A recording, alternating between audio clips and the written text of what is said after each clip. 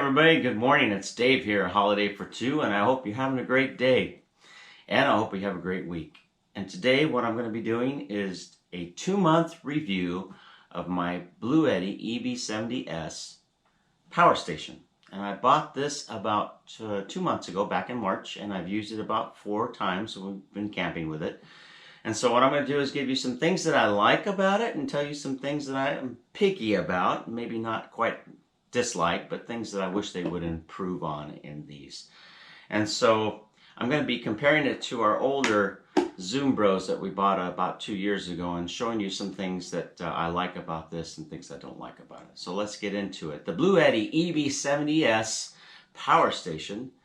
And also when I bought this, I bought as a bundle, I bought the PV200 solar panel unit that goes with this. I bought it as a bundle on Amazon. And so let's get to it. I'll show you some things that I like, things that I don't like, and things that I wish they would add in the future. Let's go. So someday when my ship comes in, I know just what we'll do. We'll pack our bags and quit our jobs and have a holiday for two. Well, everybody, if you're like me, you've probably been looking around on YouTube trying to find out which one of these is going to serve your needs. You've been probably looking at these. Right now, there are so many solar power stations that are being sold. And companies like Bluetti or Jackery or EcoFlow, Rock Pals, are all putting out units that are very similar to the Bluetti EB70s. In fact, a few weeks ago on May 13th, Jackery announced a brand new product, the Jackery 2000 Pro. But with all of these kind of units, they come with a price tag. And so before we even begin, I want to just encourage you to sit down and think about what it is you might need one of these for before you start spending your hard-earned money. I bought this as a bundle on Amazon along with the solar panel unit that came with it, the PV200 solar panel. And it served my needs, but I did a lot of research before I bought. 2 years ago, I bought this little unit. This is what they call Zoom Brothers, or Zoom Bros, I guess is how you say it, Zoom Bros. It's a 330 watt solar power station. And 2 years ago, I got this on one of those lightning sales they have on Amazon at the end of the summer. I got a really good deal for this. I think I bought this for about a little over $200 on Amazon on one of the lightning deals. And it has served my needs for the last 2 years. But all I needed one for was charging up my cell phones. I would plug in the TV. We have a 12-volt TV in the motorhome, and I would plug it into the cigarette lighter outlet and run the TV for a couple hours at night, and we'd watch some TV. Or I would charge our cell phones up. Once in a while, I might use it to charge up something else like a camera or something else that we had with us. But not a lot of heavy use. And I also have a Rock Pals 60-watt panel that folds out that I plug into this, and it does just fine for during the day. So I leave it in a motorhome, and I use it all the time. But I needed something that had a little more oomph, as I might say. I knew that as we were going into the future and starting to plan more trips in our RV, and especially this summer, we're planning more trips, I knew that I was going to need more power to charge up my drones and my laptop, as well as GoPro cameras and other things that we use to do the channel. And so I was looking around for something that had more power, because honestly, the little Zoom Brothers here will not power the laptop. It doesn't have enough power to charge up the laptop. And if I start plugging drones and GoPro cameras into that, it's going to just completely die after a couple charges. So I needed something with a little more watt-hour capacity, a little more capacity. That's what brought me to the Bluetti EB70s. With 800 watts, 716 watt-hour capacity, I knew it had enough to do everything that I needed. The question was, could I use this to also power the RV full-time and leave it plugged in? And I'm still messing around with that. So a couple of things that I like about this, let me get to them right away. One thing I really like about the EB70s that really attracted me was all the controls are on the front. Everything you need to get access to is right here on the front. So if you want to build a little shelf in your camper van or your RV so that this sits in there permanently, you can build a little shelf and put it in. Just make sure you leave room on the sides for the fans. One is the fan, one is the intake fan, so the air flows through to cool it down. And it will run periodically, like especially if you leave it plugged into solar. Once in a while, when I have it plugged into the solar panel, the fan will just kick in and out once in a while and to cool it down. Or if you're drawing a heavy load. If I have this plugged into a coffee pot or a cooker or something that's pulling more than 200 or 300 watts, the fan will kick on. And as soon as it's done, the fan will shut off almost instantly. So I like the portability. I like the little handle on top. Makes it easy to move around. It's about 20 pounds, but that's not too bad. I don't think so. The Zoom Brothers here that we put up in the motorhome weighs about 7 pounds. And I just leave this up on the top part of the above the cap in the RV where I can plug the TV in or phones and stuff like that. So I really used the small one for phones and for the television, and use this one for the GoPros and the drones and things that need a little more power all the time, especially if I'm out filming stuff. And the laptop. And another neat little side benefit of this is I can plug my coffee. I have a little 600 watt coffee pot that I can plug in and it'll run. I have a little small rice cooker that I can plug in. I suppose if you wanted to get a blender, you could plug a blender in and make margaritas when you're out camping, right? I like that idea. So there's a lot of things you could use these for, little power tools that you might need. And it has the ability to power all of those. And so those are things I like.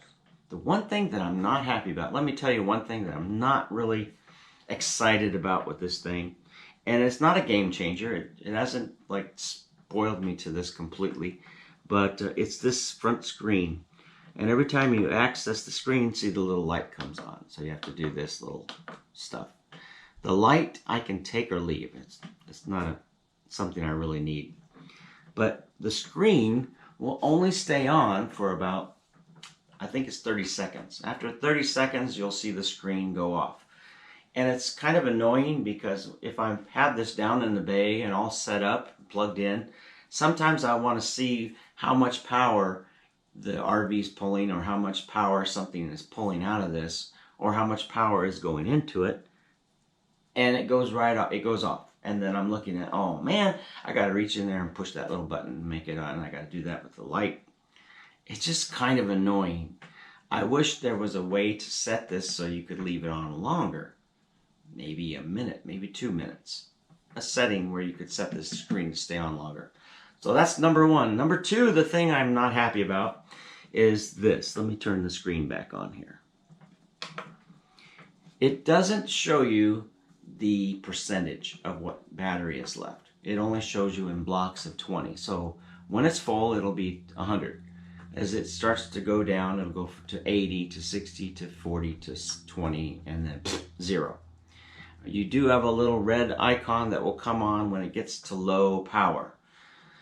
And I've seen that a couple times.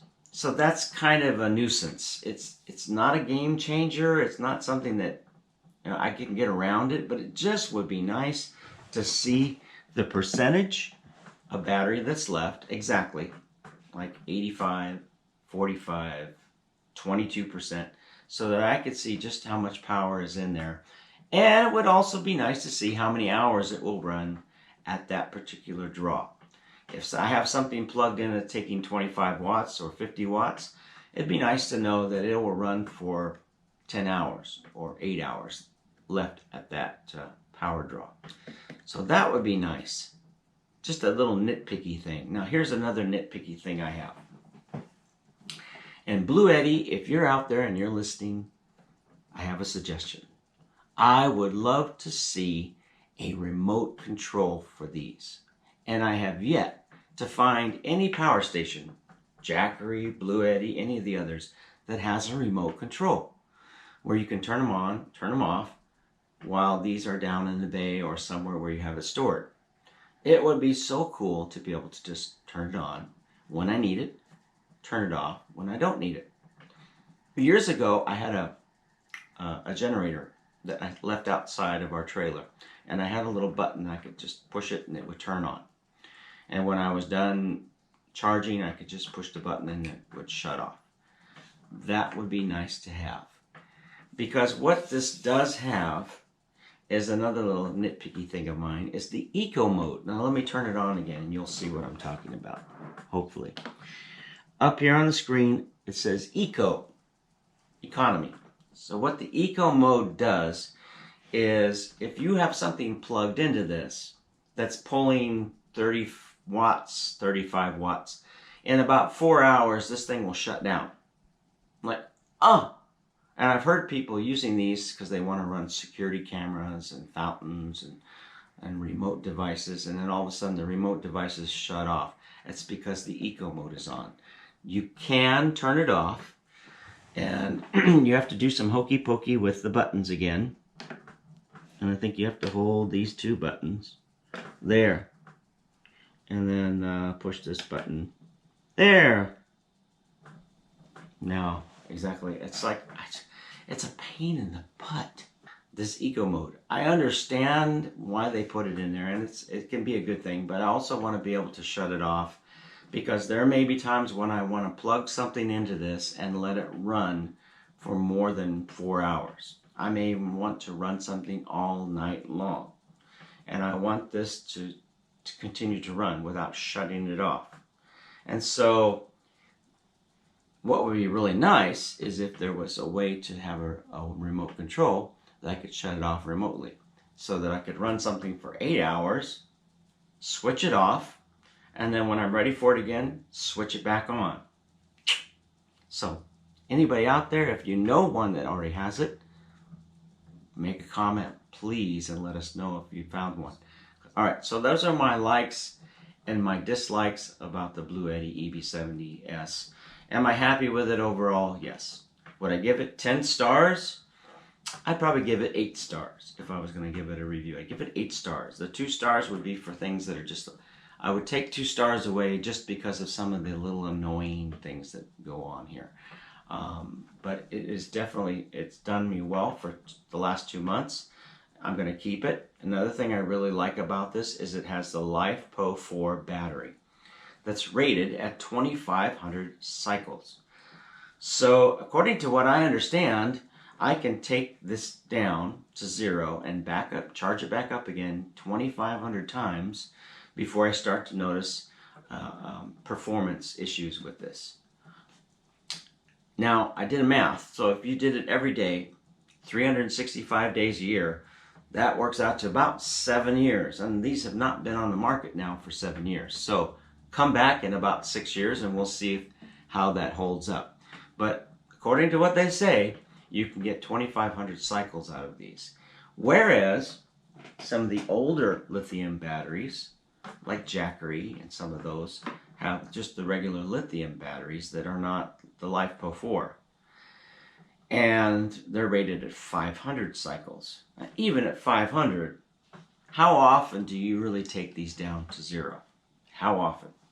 So you could probably get 3 or 4 years out of one of those.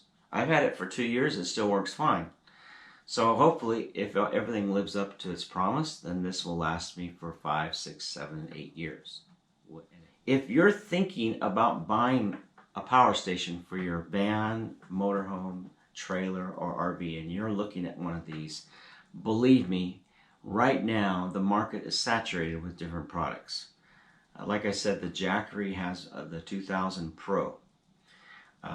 Bluetti has the AC200EX, which is expandable.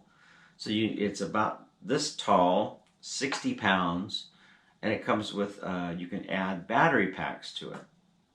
So you can actually go from 2,000, 3,000, 4,000 watts, 5,000, 6,000 watts. But there's a cost involved. But yeah, you can expand some of these out now and have enough power to power a 35-foot RV. If you had enough solar panels on the roof, you could probably run the AC. But really, if My best suggestion for you is to take a notepad and write down what it is you need. Before you go out and spend money on one of these, figure out what it is you really need to use it for. Do you need to charge up laptops? Do you need to charge up GoPros? Like I said, make a list of things that you need one for. Maybe you just need a power station to charge up your phones once in a while, or watch TV on a television set and while you're out camping or boondocking. Then a small Jackery or one of these kind of units that I showed you here. This is a 330 watt, but a Jackery makes a 250. They also make a Jackery 500. And sometimes you can pick those up on sale on Amazon, so look for them, especially when they have those lightning sales coming up at the end of the summer. They might even have some of these kind of units on sale as well. So just start looking for those before you go out and spend your hard-earned money on something.